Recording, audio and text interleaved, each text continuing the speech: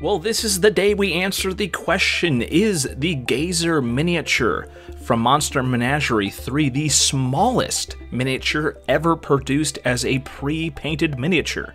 WizKids has certainly produced a lot of teeny tiny miniatures. I think the Gazer is the tiniest one so far. The only one that comes close in terms of smallness is the Bat miniature. That's the only one. Now I took a look at some other miniatures. The Intellect Devourer, the recent D&D miniature, that is pretty small, but it is still large compared to the Gazer. I took a look at some very old miniatures on these Hasbro tiny bases. As you can see how tiny they are compared to a medium-sized base. We are going to take a look at some new D&D unpainted miniatures, very small, but bigger than the Gazer. And finally, some Reaper Bones miniatures. These guys are pretty small. They are all familiars from the familiar pack, but unfortunately, none of these are as small as the Gazer miniature. And finally, I pulled out some random miniature. That is a Caesar's miniature, Goblin, and there's a random bat, which I believe is a Warhammer bat.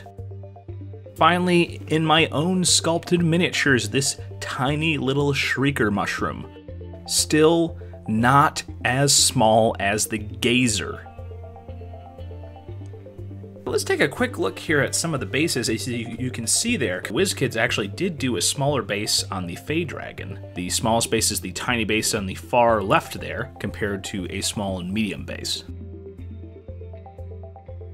So while WizKids is going to save PVC by making miniatures this small, clearly mass producing these miniatures on these clear bases isn't that much cheaper than making a larger miniature. So that leads to an interesting question.